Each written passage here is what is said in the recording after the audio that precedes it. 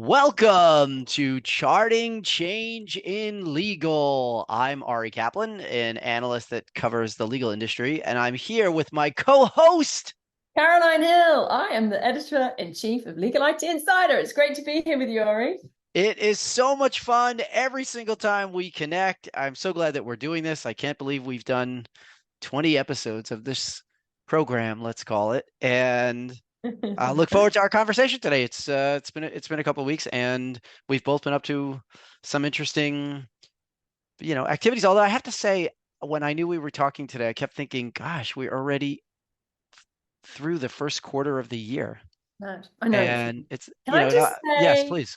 congratulations on today? It is Ari's 1,000th episode of his virtual lunch, which is just sheer dedication. I'd like to give a big round of applause for Ari. Woo!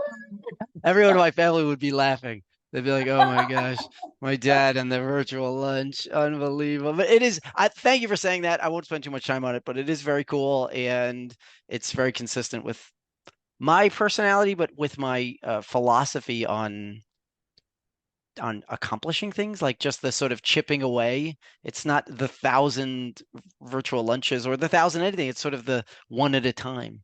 The one from Yeah, yesterday and the one for tomorrow, and then the one for Friday and the one for Monday. And I just feel like I try to do that in a lot of different things. And if nothing else, I probably hopefully act consistent with my brand and with what I suggest other people do. But the truth is, this is it's really a wonderful community. It's affected me in so many positive ways, and I appreciate you acknowledging it. So thank you. Ari. And Mm, actually, yeah. I've learned lots of things from you over the past year in particular, but consistency is definitely one. There is something to be said, a lot to be said for doing something, obviously doing it well, focusing on doing it to the best of your abilities, all of that stuff, but also just doing it, right? Just Right, doing just it. I've showing learned up. that Just from you. Just yeah. show up, My right? my I have a friend who's now a very successful coach, and she used to say that her technique and her strategy was to make a deal with yourself that just don't focus. And I'm a big fan of James Clear and Atomic Habits, but when she talked to me about this, she's like, don't talk.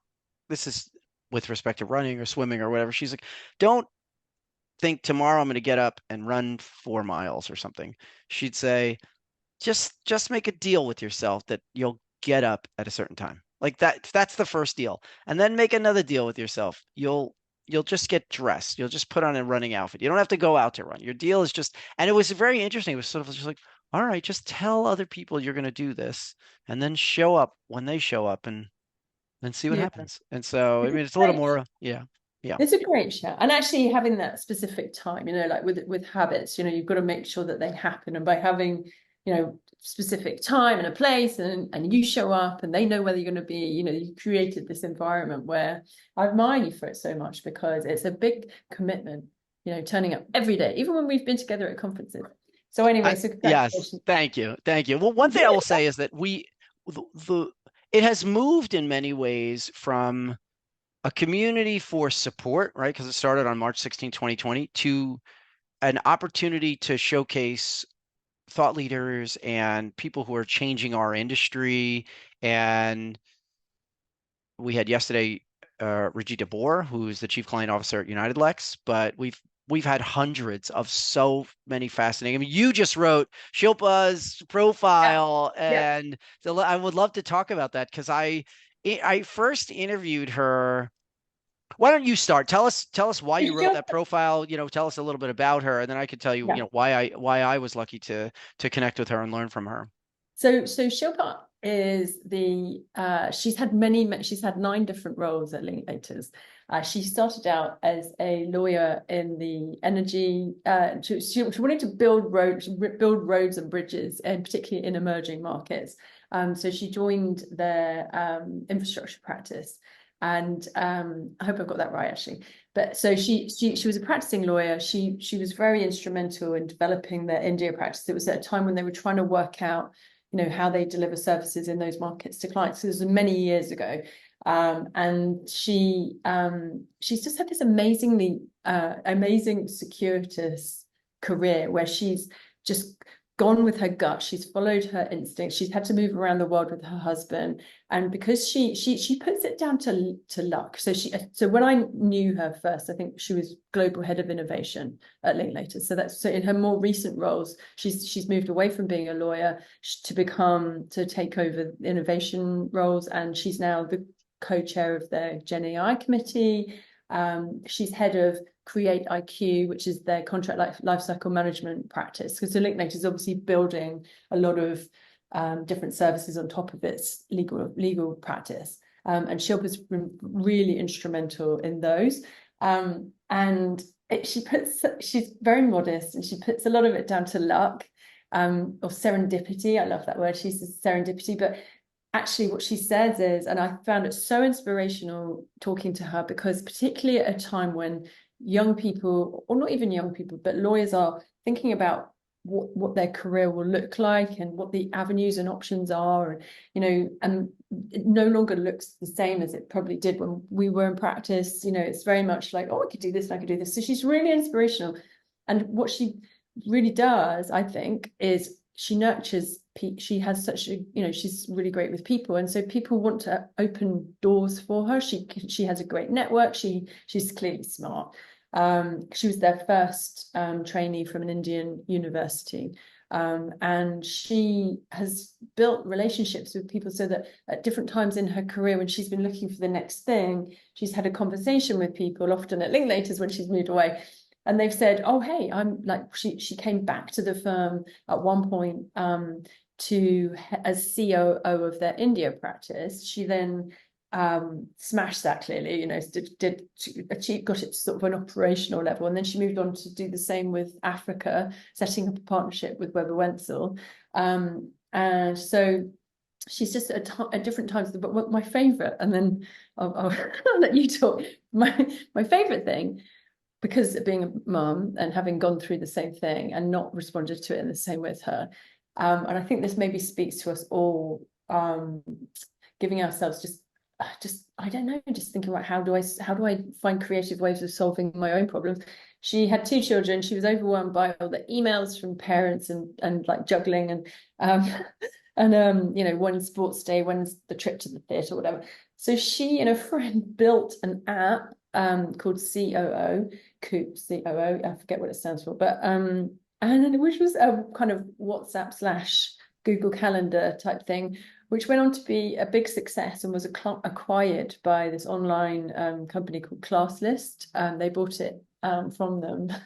And it just makes me laugh, because I didn't even most of the time remember when sports day was, right? Like, I certainly didn't build an app. And I think it's just speaks to, have ideas, nurture your ideas, build your network, and just don't think that you have to go in one straight line. That's what I really loved about it. I actually had the privilege of interviewing her for Latera TV. You and I were both hosts there when they were having actual live discussions on YouTube. This is back in the summer of 2020. And I remember thinking that she would push herself into positions where she could learn and thrive and grow and contribute. And we've been having lots of conversations about this recently. I mean, in any conversation I have with leaders and I ask them challenges, whether they're in-house or with law firms, often the challenge is navigating what the newer generation wants out of work, how to get them to want to come in every day, right? Fundamental kinds of things, the work-life balance, the focus. And, I always just wonder if people miss sight of the opportunity to put themselves in those positions where serendipity kind of occurs, where magic happens. And so the fewer opportunities to engage, the fewer opportunities you have. They say the harder I work, the luckier I get. And I think that is a really important point. I don't think everyone appreciates that, because I always think, a lot of this is an adventure. It's not burdensome, or the networking or scheduling something or chipping away on a consistent basis is not so much a burden as much as an exciting what's going to happen kind of opportunity. And she really embodied that when I talked to her, and it was great to read your profile of her. So I'm glad we're chatting about it. I think it's so important that we highlight that. I think Jen, the newest generation, though, I think she's probably unusual. One of the reasons she's unusual is because she's more of our generation, right? But I think that the new generations of lawyers, I just think have a different mentality, and I don't think that they intend to stick in one job. I think that they're actually. I've been hearing some really funny stuff about, and I don't know how this has come about, but they expect to leave at 6. Like they're sort of being pandered to. They only expect to work till 7, right? And there's all sorts of different expectations, including that they will do different stuff and they will work for different. I think, but how whether they do that with so much fun, that's a really interesting point, because I think if you have to have that culture of curiosity about you, and I think people love that. People love working with people who have that culture of curiosity and wanting to be involved in this and solve this, and not just go through the motions of, right, well, I'm going to go to this job or that job. I think that there's got to be that sort of, oh, hey, how can we do this in a different way? And it's not just a case of moving, it's a case of how the mentality behind it. So I think the new generation probably have the expectation of doing different roles, but whether they have that excitement that you're talking about, I don't know, because you're right, that's really key. Well, you and I are both writers, so we know the feeling of having someone who probably shouldn't take our call to take our call because we're going to write about them or feature them. And I remember when I was a very young lawyer and I had to miss a department meeting, a luncheon that we had on a scheduled basis. And they said, Ari, why aren't you coming to the meeting? I said, oh, I'm having lunch with the general counsel of whatever. And I was probably, I think I was in my late 20s maybe. I'm trying to think of how young I was. I was not as old as I am, or as young as I am now. And and they were like, how did that happen? And I said, I called him, and it was like so uncomplicated. The person was much more senior. Like, I don't understand. And I was like, I don't understand either, but it's awesome. And we're going to have lunch now. And they were just like dumbfounded. And I just felt like nobody wants to make the call because they're so nervous or they're so uncomfortable. But if you kind of put yourself in the path of opportunity, it like magic happens. I think that there's a really important point there, and I think she's a great example. So I'm glad you featured her, and congratulations, of course, to her and continued success. So yeah, so Thank you. we What industries have you done?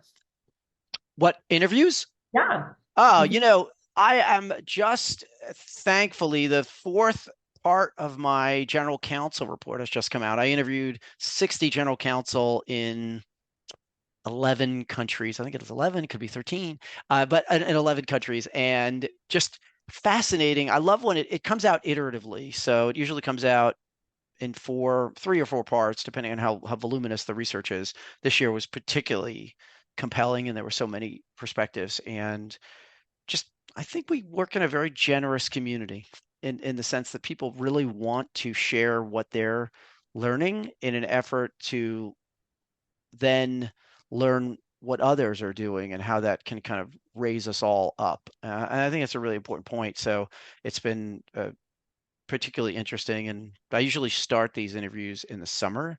So I'm finishing up some research for CLOC, for the Association of Legal Administrators Conference, and then hopefully, again, interview the general counsel community. So it's What were been the key inspiring. points? What were the key things you were asking them? I ask about risks, and now it's really become a job of risk management in many ways. It's not so much as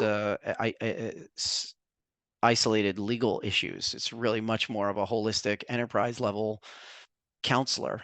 And forget about, generative AI or litigation or corporate M&A or contracts or CLM. Every year I try to identify a theme. So in 2020, for example, the theme was general counsel as the chief medical officer, right? And then with all the global instability, supply chain challenges, general counsel as the chief diplomat of the corporation. But this year was really general counsel as the unicorn. The idea that the general counsel is so deeply embedded into security and HR and leadership that this individual needs to have and continue to gain skill sets that are not the same and certainly not as narrow as they were some years ago. Have you ever interviewed that general counsel you went out for lunch with that first time? So it's so interesting. I that general counsel was super generous to me over the years, just kind to take my call, and wonderful individual who I really wanted to work for. That was ultimately my objective, was not so much client development over the years, because I got to know him so well. It was to get a job with his corporation. And at one point, I was in that situation, and did not take the job. I decided I was going to do my own thing, which I'm very glad I did. And so then he retired. So I haven't interviewed him for any of my research, because I started doing the research after those years. So you were going out on a recruitment lunch when you told everybody that you were meeting this Well, GC. at that time, in my defense, I was going out on a what on earth am I doing lunch. Like it was just like an adventure. I was choosing my own adventure in my life at that point, and I had no idea what that lunch was. It was definitely with the mindset of, wow, could I possibly bring in a client at this age? And so that was what I always wanted to do. I always wanted to just put myself in that position if I could. I, And I, so, Sorry to interrupt you. I've oh, been looking at the in-house market a little bit in terms of diversity. So we've been doing a lot around diversity, hmm hmm and I'm speaking at Future Lawyer Week UK about diversity, talking about our event last year about the say gap, and then talking about how we're expanding it this year, because last year we focused on women and being encouraging them or giving them the tools to speak in public, which we're still doing this year, but we're broadening it out into a 2-day thing, because we really wanting to address the need for diversity in the round. So in terms of ethnic diversity, so the first day is going to be that. But what's really interesting is at this talk I'm giving at Future Lawyer Week. I'm just doing some research into some of the stats around diversity. I was actually looking at some of the big tech companies in terms of the initiatives that they've really driven over the years, in terms of the types of statistics they are starting to insist, or have for a while insisted on, in their deal teams, and in the kind of influence that they can have. There's been some controversy in terms of making sure that those programs are correctly directed quite fairly, but no, that's been really fascinating to look at, see where the progress is. I think that's one of the key things. Sometimes it's hard to measure, and sometimes it's not. And then on a broader point, I've been looking at some of the research that McKinsey's been doing, which has been really interesting, at looking at success and diversity. I have to say this. That's one observation.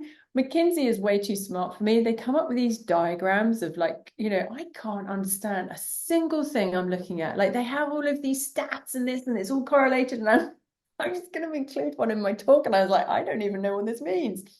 I could include it so I look smart, but then maybe someone will ask me a question. I have no idea. So I didn't include that. I just took some of the summary around, if in truly diverse at a leadership level, and then that filters down companies, there is a direct correlation with success, which is really encouraging to see those kind of results, because it's right at the very basic level, but it's also right at a business level, in terms of, you will see an improved performance in really diverse companies. So that's been really fascinating to look at. we often ask every in the general counsel research, certainly about their role in diversity. Sometimes the general counsel is the head of a strategic group. Sometimes the general counsel is responsible for diversity. Sometimes the general counsel is just part of the management committee that deals with it. And I always ask, is there a specific budget? Are there benchmarks? Are there priorities? Is it treated as a focus? And I think that I would say generally there has been a good sense of progress. However, the economy does and did affect how much of a focus it can be, what the resources are. And I think that's an interesting point, right? I mean, as you kind of reallocate priorities in a changing market, I think that there's still questions and challenges about diversity. I mean, you see examples in the news of companies eliminating teams that are focused there and reallocating them, or having them do two things instead of just focus on one. So I'm so glad you're doing it. I think it's a super important issue, and I'm glad that the conference is focusing on that. Well, hopefully that will be, you can see what, you can see that, I can see that happening. But yeah, hopefully this might be, all of the research might be helpful in preventing them from doing that, because there are, if you can say, look, hey, performance is shown. This is such a complex issue, right? I know it's just, there's so many more factors, but yeah, hopefully that research as well will have an impact in the decision-making process. When they're deciding to eliminate those sorts of teams, they can realize how short-sighted that is. I wanted to throw out a public service announcement that Yeah. ILTA, for its conference this summer, has opened a RFP for speakers, and so it's available now. I don't know exactly. I think it closes on April 22nd, but I don't want to give misinformation. You can go to iltanet.org and check. But I just thought those who might be listening, Yeah. for the person who's listening,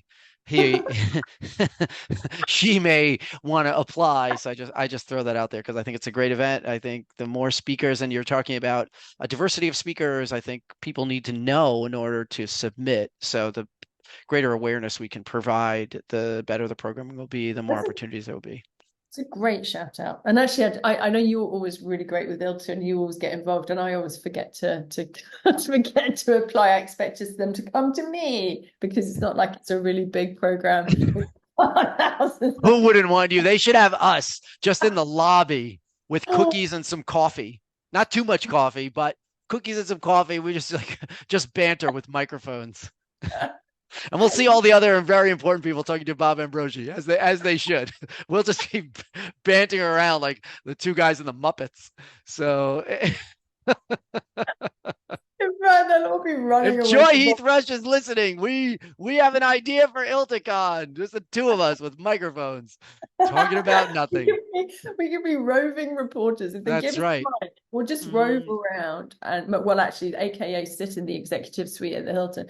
No, actually, that's New York, isn't it? Sorry, I'm going mad. I've not done Nashville before. It's so exciting. Yes. But you know what? So British Legal Technology Forum, I've spoken a bit about our partnership with them.